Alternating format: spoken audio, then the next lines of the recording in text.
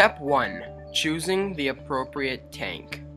Depending on which frogs you decide to purchase is how you are going to decide which tank to buy. If your frog is terrestrial, then you are going to buy a tank with more ground area. If your frog is arboreal, then you want a taller tank so you can place more wood and high-leaved plants so that the frogs can perch atop them. Step 2. Choosing a piece of wood. This is a very important step, for wood adds much pizzazz and adds a little bit of a natural quality to your tank. Ghostwood and Malaysian driftwood are the best choices in creating your tank. In this tank, we'll be using Malaysian driftwood. Before purchasing your piece of wood, make sure it is not too big for the tank, for you might have to cut some of the piece off, which can, in fact, damage the piece of wood and quite possibly destroy its great assets. Picking out plants is probably the second most fun thing to do when creating a naturalistic terrarium.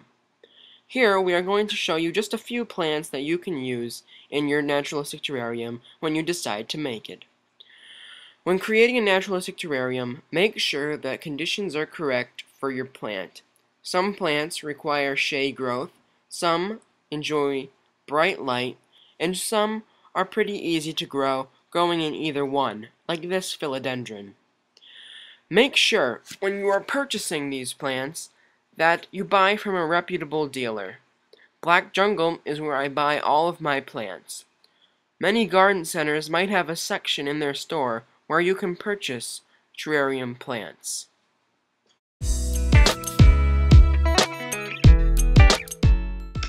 Plantation soil by Exoterra is quite possibly the best source for a substrate for your terrarium.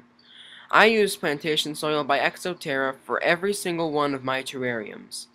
It provides a great layer for planting plants, and it definitely gives you enough to make your size terrarium. Make sure you buy a 3-pack, for you may need it if your tank is big enough. Now we are going to place the featherlite into your terrarium.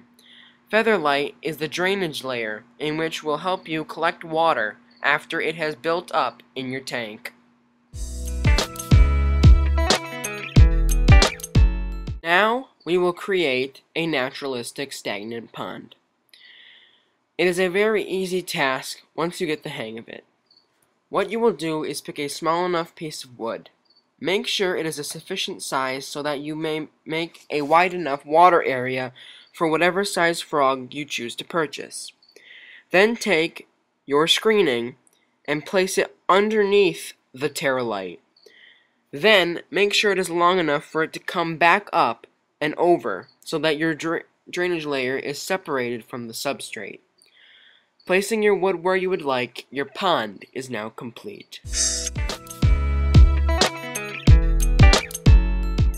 Now that your pond is complete, it is time to place your substrate layer in.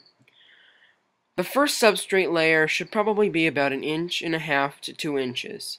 You will obviously add more once you decide to put the plants in, for some may have larger root systems than others. Once your substrate is in, you are able to place your wood into the tank and make layers. This will truly make your tank. In areas that do not have as much dirt as others, you can add handfuls in at a time.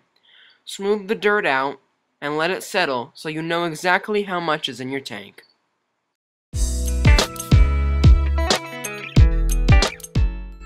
Before placing the wood into the terrarium, make sure you place it in a pot of boiling water.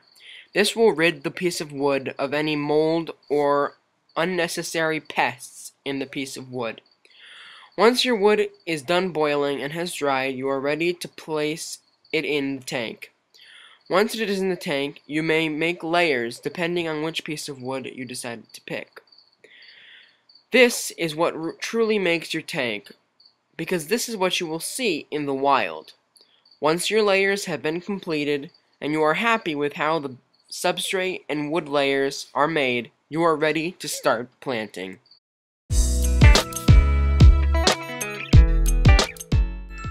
Planting plants is completed the same way as you would in your garden. First, take the plant out of the pot in which it was in first. Remove all the dirt off the roots. If some is left, that is not much of a big deal. You just want to rid it of most of the dirt so that no pests get into your tank. Sometimes this will happen, but usually is just microfauna, which just makes your tank even more natural. Now comes the part that truly makes your tank. The little details and ground covers. Placing a hut in an open space provides some hiding spaces for the frogs. Then you may place leaf litter or moss on the ground. All you do is just place it right on the dirt and it will grow in just a few months. This truly adds to your tank, and it will make it a completed terrarium.